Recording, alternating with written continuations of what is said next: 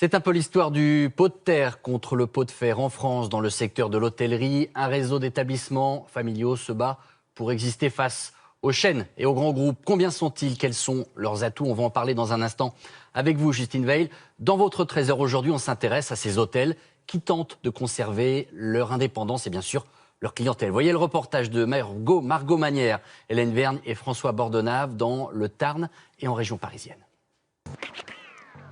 Ils sont indépendants, souvent transmis de père en fils, des petits hôtels familiaux menacés de disparition. Concurrencés par les géants de l'hôtellerie ou Airbnb, 6 hôteliers sur 10 chercheraient à vendre leur affaire. Mais certains ne se laissent pas faire. Quelle est leur stratégie pour résister?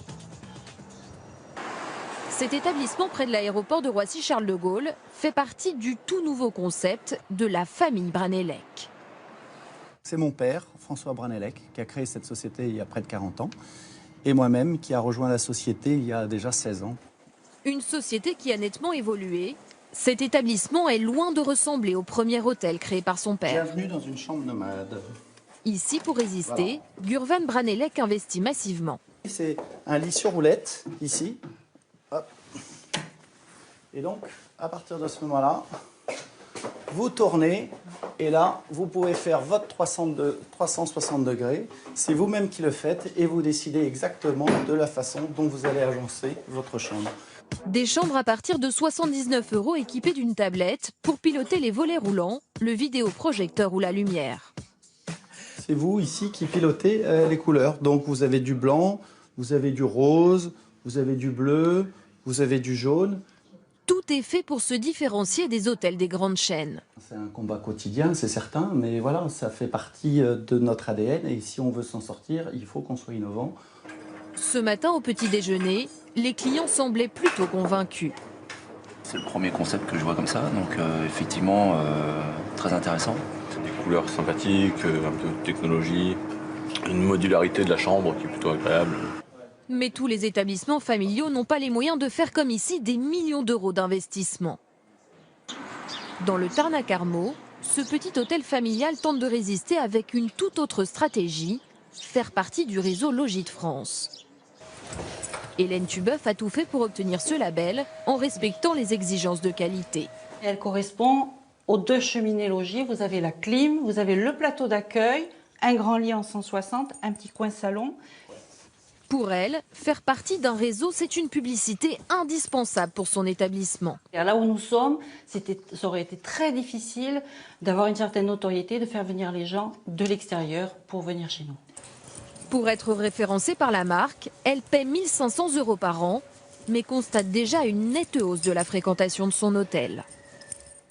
Voilà, on va tenter d'aller encore un petit peu plus loin sur ce sujet avec vous, Justine.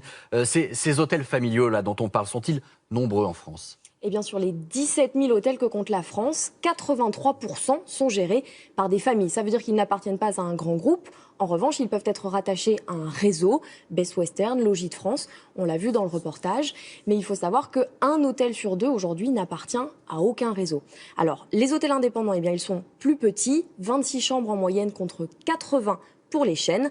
Ils sont donc moins rentables. Un cabinet d'études l'affirme, difficile pour un hôtelier de s'y retrouver lorsqu'il a moins d'une quarantaine de chambres. Du coup, eh bien, beaucoup ont du mal à investir pour faire des travaux de rénovation, ce qui donne parfois aux chambres un côté un petit peu plus à l'ancienne, mais ça fait partie du charme. Est-ce que les hôtels indépendants attirent davantage les clients? Est-ce qu'ils remplissent plus que les gros hôtels? Non, ils attirent moins que les chaînes. Le taux d'occupation est plus faible, 57% contre 65% pour les chaînes.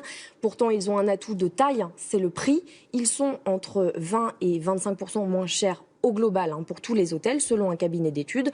L'explication, c'est que comme la majorité n'ont que 2 ou 3 étoiles, voire pas du tout, eh bien, ça fait mécaniquement baisser cette moyenne globale vers le bas. Et ces hôtels, on en trouve dans toute la France, Justine? Oui, alors ils sont minoritaires dans les grandes villes. Si vous séjournez à Paris ou à Lyon, vous avez plus de chances d'aller dans un hôtel qui appartient à un grand groupe.